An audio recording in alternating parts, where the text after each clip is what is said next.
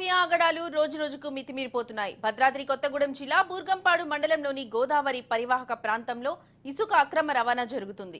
దీంతో అక్రమ ఇసుక రవాణాను అడ్డుకట్టు వేసేందుకు తహసీల్దార్ ఇసుక రీచ్ల వద్ద జేసీబీలతో ట్రాన్స్ కొట్టించి రవాణాను అడ్డుకున్నారు. అయినా అక్రమార్కులు ట్రాన్స్ను పూడ్చి యథేచ్ఛగా ఇసుకను రవాణా చేస్తున్నారు. అక్రమ ఇసుక రవాణా జరుగుతుందన్న సమాచారంతో ఆర్ఐ ముత్తయ్య, డిప్యూటీ తహసీల్దార్ రామ్ నరేష్ మరో ముగ్గురు సిబ్బంది ఘటనా స్థలానికి చేరుకుని అడ్డుకోవడానికి ప్రయత్నించారు.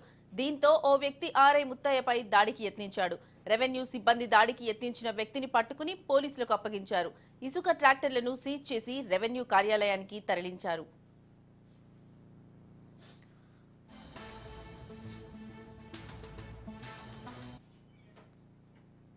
మా రెవెన్యూ సిబ్బంది సారపాక బ్రిడ్జి కింద ఈ ఇసుక అక్రమ రవాణా జరుగుతున్నటువంటి సమాచారం మేరకు అక్కడికి ఇసుక అక్రమ రవాణా నిరోధించడానికి వెళ్ళినటువంటి సిబ్బందిపై ఇసుక మాఫియా దాడి చేయడాన్ని మేము తీవ్రంగా ఖండిస్తున్నాం. ఇటు విషయాన్ని మేము పై అధికారులకు కూడా తెలియజేస్తాం. పోలీసు వారి సహకారం కూడా తీసుకుంటాం. మండలంలో ఇసుక అక్రమ రవాణాని జరగకుండా చూస్తాం.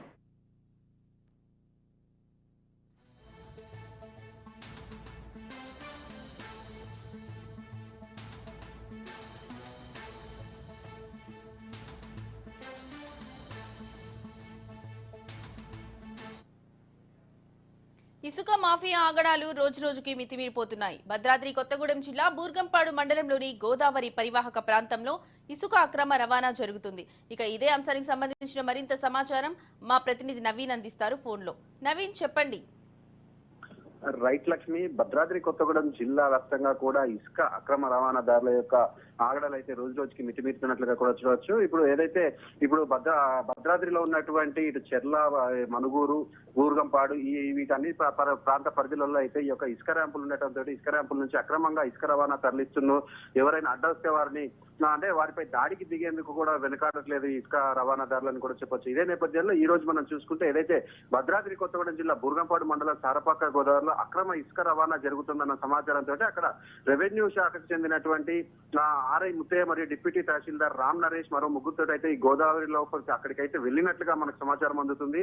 అయితే అక్కడ వీరు అధికారులు వస్తున్నారన్న సమాచారంతో అక్కడ ఉన్నటువంటి ఇసుక ట్రాక్టర్ల అక్కడ ఉన్న ఇసుక రవాణా చేసేవారు అందరూ కూడా అక్కడి నుంచి పారిపోయినట్లుగా కూడా మనకు తెలుస్తుంది. అయితే దాంట్లో ఒక వ్యక్తి మాత్రం అక్కడే ఉండి వారిని బతిమాలుతూ ఆర్ఐని అయితే కాలు పట్టుకుని లాగే ప్రయత్నం చేశాడు. అక్కడ ఆర్ఐ కింద పడిపోవడంతో చిన్న గాయాలైనట్టుగా కూడా మనకు తెలుస్తుంది. అంటే దీంతో అక్కడ ఉన్నటువంటి సిబ్బంది తేరుకొని అక్కడ ఉన్నటువంటి వ్యక్తిని పట్టుకొని అదే విధంగా అక్కడ ఉన్నటువంటి ట్రాక్టర్లని సీజ్ చేసి అక్కడ పోలీస్ స్టేషన్ తరలించినట్లుగా కూడా మనం చూడవచ్చు. అయితే ఈ దాడి అనే కాదు, అనేక చోట్ల కూడా ఈ యొక్క అధికారులపై కావచ్చు, లేకపోతే మరికొంతమందిపై ఈ యొక్క ఇసుక అక్రమ రవాణాదారులు అయితే దాడులకు తెగబడుతూనే ఉన్నారు. దీనిపై అడ్డుకట్టేందుకు కఠిన చర్యలు తీసుకుంటే గానీ వీరు ఇటువంటి దాడులకు మానవని అయితే అక్కడ ఉన్నటువంటి వారందరూ చర్చించుకుంటున్న పరిస్థితి కూడా ఉంది. Lakshmi. Right Naveen, thank you.